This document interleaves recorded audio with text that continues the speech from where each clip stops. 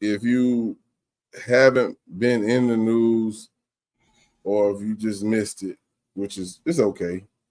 You know, we got certain people who don't think people like myself and YJ is awoke, and we don't see stories like this, which we do. Marcellus Williams, black man who unfortunately, and Jizzle brought it to my attention, I didn't think it actually went down. He was executed today.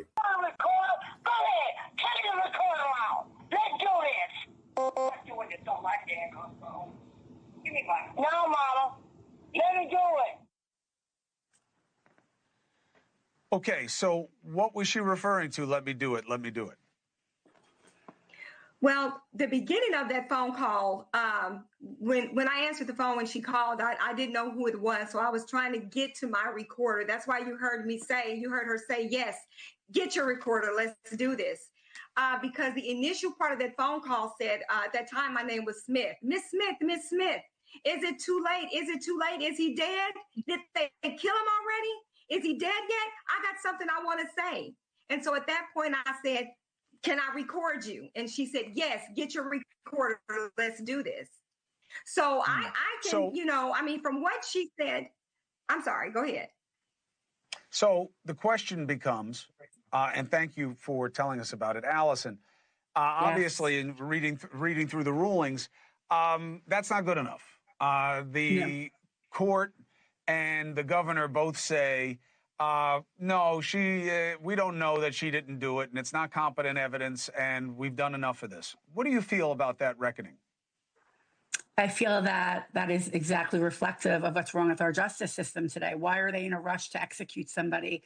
There's so much evidence pointing towards his innocence that just literally pushing the execution back 3 weeks to hear this new evidence. Once he's gone, you can't bring him back. Why not just delay the execution and hear all these points?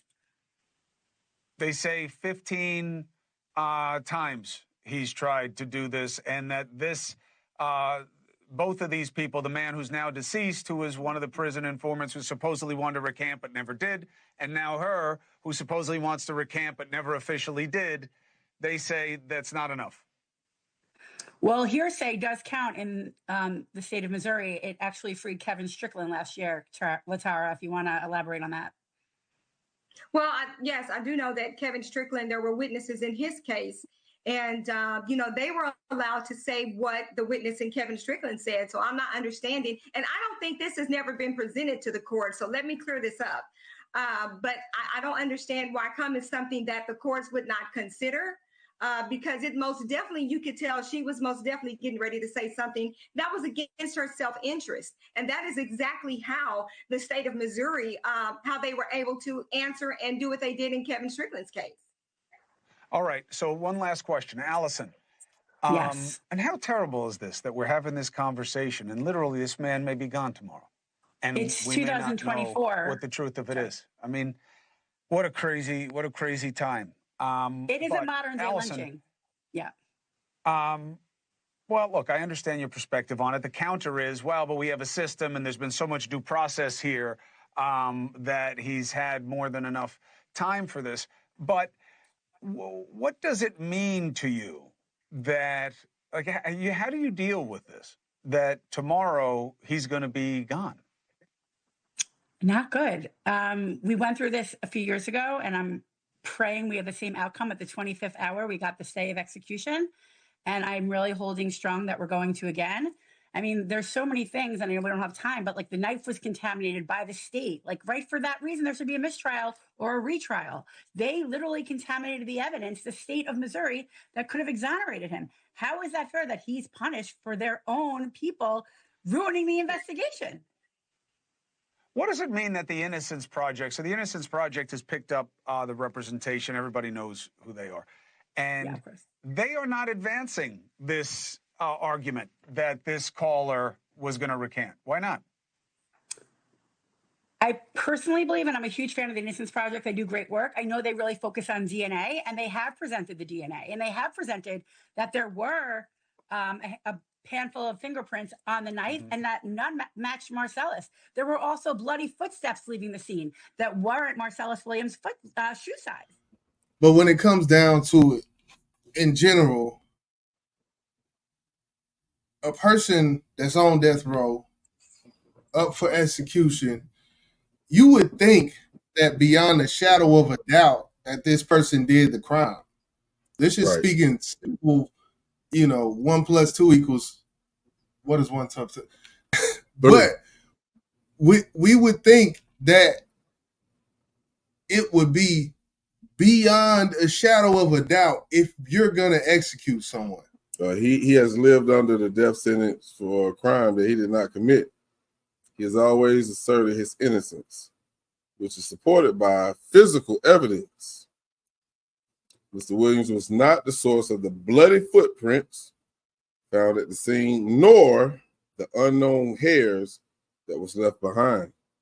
Mr. Williams, therefore, has sat on death row for decades as punishment for the crime someone else committed.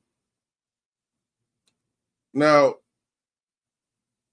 if all of this information that I just read was information that they've known for decades, and you heard they have tried to get this man off of death row for about 15 times. Just recently, someone was trying to come forth with evidence, more evidence, that he is not the suspect that you should be convicted.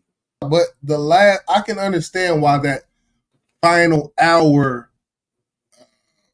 statement or these last minute, the woman said, for heaven's sake, the woman said, has it been done yet? You heard her on the phone. Is it done? Is there enough time? Let me get the recorder on. Like, I can understand why that isn't, Supreme Court, whoever, who could have overruled this. Let's not take that out of context. Yes, the Supreme Court could have overruled this execution. But as far as I seen in another video, they didn't really get anywhere in the case as far as the prosecution until they put a reward on it, $10,000 reward. And they even said the woman that was on the phone who came with that 25th hour redactment or whatever that was, she was in on reward as well. Like, she could have possibly got it as well, and it came from a jail informant, the original tip that got her on or to be able to speak. It was a jailhouse informant. So I can understand the last minute 25th hour just popping up right before, on the same day of, and trying to, get something to change. Like, where you been this whole time? And going back, it says he was not the source of a bloody footprint found at the scene, nor hairs, that was left behind. Okay, how did we get to this point? How did we get to him being convicted? I don't get that. I haven't followed the story in the beginning, but just reading, I guess you call it the cliff notes on how we got here. I don't understand how we got here. Because if the evidence, there's no evidence that prove, physical evidence that prove that he was on the scene. You done seen footprints, hair, and DNA, and none of that fucking shit match. Why was he convicted? Doesn't make sense. Now, I don't know if this was a jury that convicted him or a judge. If I had to guess, it was a jury. Well, what I seen from on another clip, it said the jury it was not of the jury's recommendation or the prosecutors for the actual execution. Fuck the execution. Why was he convicted? Why was he charged? And see that, this story, it became big whenever this started to happen. So as far as the initial charging, I don't know. Like, of course, if you're charged, then whatever the sentence is, that's what you're going to get. But if this was taken to court and this was tried by the jurors, I have no fucking idea how they came up with this. Like I said, I don't know if this was one that was the judge's decision or the juror's decision. I'll have to look that up. But I don't give a fuck if it was one person, the judge, or 12 people, the jury. There's no fucking way in hell you should have came up with he was the killer because of the physical evidence that was laid out before you, and none of it matched him at all. Hair, footprints, DNA. How the fuck did you come to this? That's why they calling this shit a modern day lynching. But of course, like the story said, they done tried to get him off 15 times. And then this last attempt, I guess the judge said, man, fuck it. Let's go forward with it. God got a plan for me. I know God got a plan for me.